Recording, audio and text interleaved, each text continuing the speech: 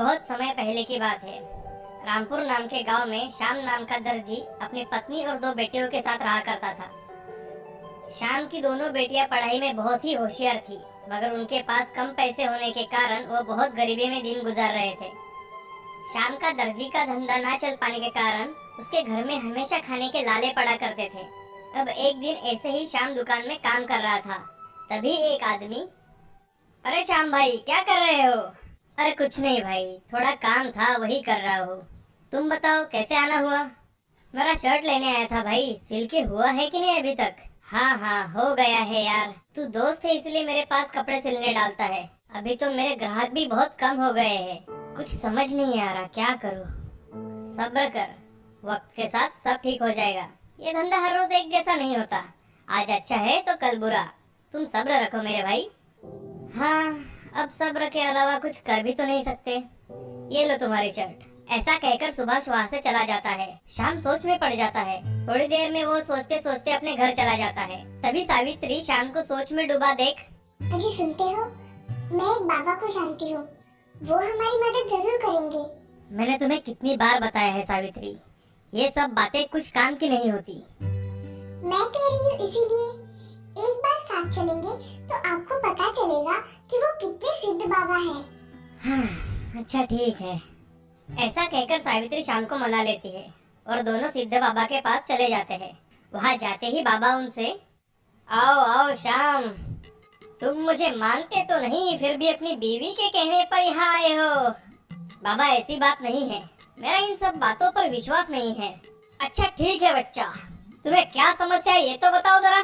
बाबा मैं एक दर्जी हूँ, पूरे एक साल से मेरे दुकान पर ग्राहकों का आना बहुत कम हो गया है। क्या इस समस्या का कोई समाधान है आपके पास? हाँ हाँ जरूर है, मगर आपको मेरे कहने पर विश्वास रखना पड़ेगा बेटा। मैं अब से आप पर ही विश्वास रखूंगा बाबा, लेकिन क्या आप मेरी मदद कर देंगे? क्यों नहीं, मैं तुम्हारी जरूर मदद करूंगा। ऐसा कहकर बाबा अपनी आंखें बंद कर लेते हैं। तभी उनके हाथों में एक कैंची आ जाती है। वह कैंची देख श्याम और सावित्री देखते ही रह जाते हैं। बाबा वो कैंची श्याम को देते हैं। ये लो बेटा, ये एक जादुई कैंची है। ये कैंची तुम्हारा भाग खोल देगी, ये तुम्हें बहुत सहायता करेगी।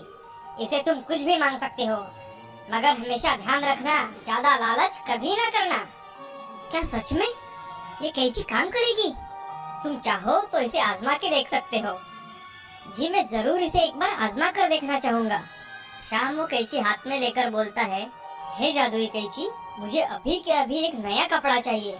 ऐसा कहते ही वहाँ बहुत बड़ा प्रकाश फैल जाता है और वहाँ एक नया कपड़ा आ जाता है। ये सब देख सभी बहुत खुश हो जाते हैं और शाम को कैंची सच में जादुई है इसका विश्वास हो जाता है। तभी शाम बाबा से, बाबा आपका बहुत बहुत धन्यवाद, आपने मेरी बहुत सहायता की है।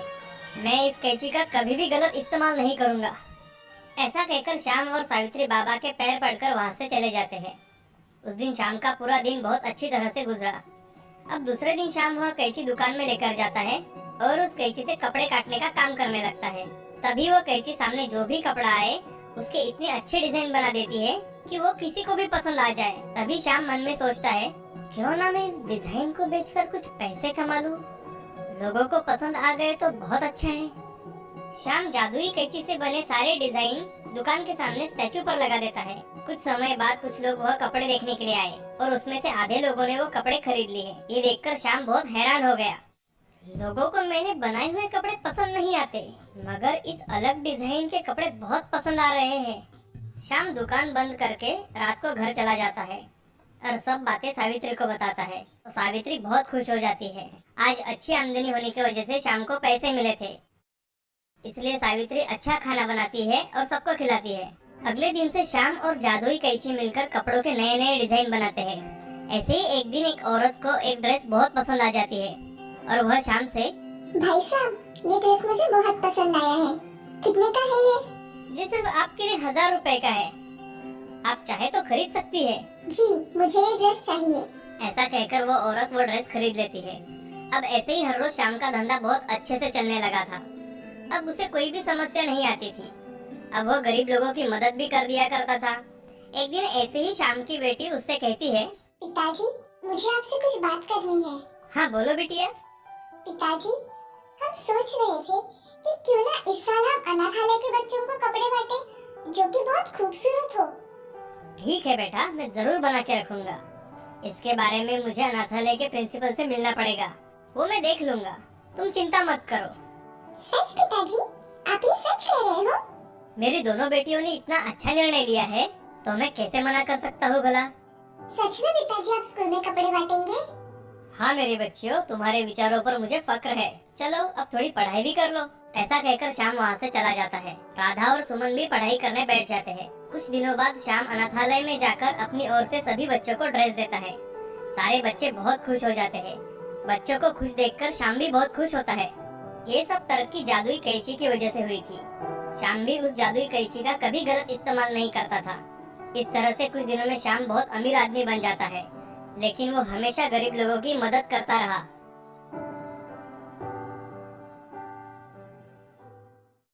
इस कहानी से हमें ये सीख मिलती है कि जिंदगी में हमेशा दूसरों की मदद करनी चाहिए। हमेशा दूसरों की मदद करने वाले लोगों की